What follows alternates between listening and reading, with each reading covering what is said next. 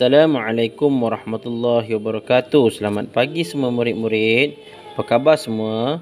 Baik murid-murid, hari ini kita akan teruskan lagi pelajaran kita dalam mata pelajaran Bahasa Melayu tahun 1. Baik murid-murid, pada hari ini kita akan fokuskan kepada kemahiran menulis dan tajuk teks pemahaman bergambar. Ini bertajuk Perhimpunan Mingguan. Baik murid-murid pernah tak menghadiri perhimpunan mingguan? Baik, jadi jika sekarang ini kita tidak mempunyai peluang lagi untuk mengadakan perhimpunan mingguan kerana kita masih lagi berada dalam tempoh pandemik COVID-19. Jadi di sini kita akan belajar bagaimanakah perhimpunan mingguan di sekolah berjalan seperti biasa ya. Okey. Kita akan baca di sini. Okey, di sini ialah perhimpunan mingguan yang mana dihadiri oleh murid yang bernama Jagu dan rakan-rakannya. Baik, kita mulakan perhimpunan mingguan. Pada hari Isnin, perhimpunan mingguan diadakan di sekolah Jagu. Jadi murid-murid tengok di sini. Jadi Jagu dan juga kawan-kawannya mereka berada di tapak perhimpunan dengan keadaan berbaris, beratur mengikut kelas masing-masing. Okey, baik, tengok yang kedua. Murid-murid menyanyikan lagu Negaraku. Mereka berdiri tegak. Okey, murid-murid tahu ke menyanyi lagu Negaraku? Bagus. Jadi murid-murid, kita menyanyikan lagu Negaraku kerana ia menunjukkan tanda hormat kita kepada negara kita sendiri. Yang ketiga, mereka tidak berbual semasa guru besar berucap. Jagu mencatat maklumat yang penting.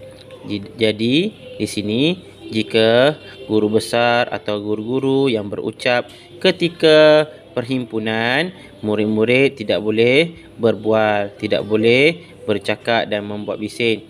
Tumpukan apa sahaja ucapan yang disampaikan oleh guru seperti mana Jagu dan rakan-rakannya.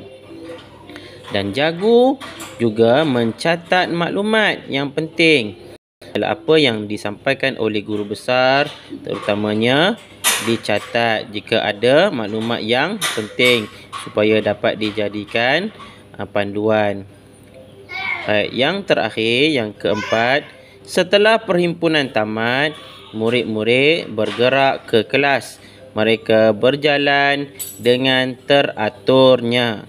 Jadi selepas selesai sahaja perhimpunan mingguan, murid-murid masuk ke kelas masing-masing dalam keadaan tertib, iaitu berjalan mengikut barisan. Okey, dan secara teratur. Jadi itu adalah antara ciri-ciri perhimpunan mingguan. Juga berlaku di sekolah kita, insya-Allah.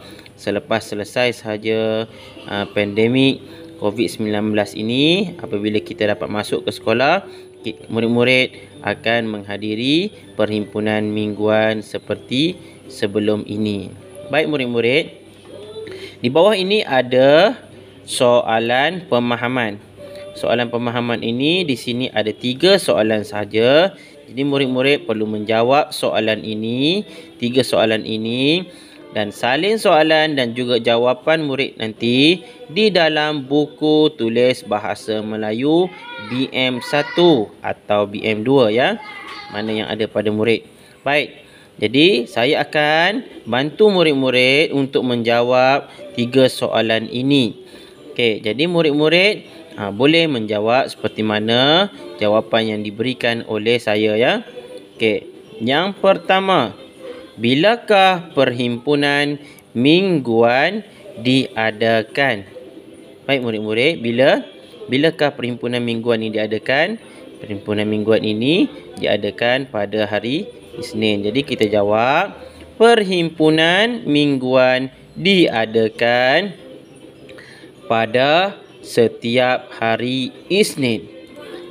Saya ulang sekali lagi. Perhimpunan mingguan diadakan pada setiap hari Isnin. Yang kedua, soalan yang kedua, apakah yang dilakukan oleh Jagu semasa guru besar berucap? Jadi, kalau kita tengok gambar catatan yang ketiga ini, kita lihat Jagu mencatat maklumat yang penting. Jadi kita jawab, Jagu mencatat maklumat yang penting semasa guru besar berucap. Sekali lagi, Jagu mencatat maklumat yang penting semasa guru besar berucap. Okey. Itu adalah soalan yang kedua. Baik, soalan yang ketiga. Mengapakah kita mesti berdiri tegak semasa menyanyikan lagu Negaraku? Baik, soalan yang ketiga ini murid perlu berfikir. Kenapa kita perlu berdiri tegak semasa menyanyikan lagu Negaraku? Ya, murid-murid. Jadi salah satunya kita menunjukkan tanda hormat dan tanda sayangnya kita kepada negara kita.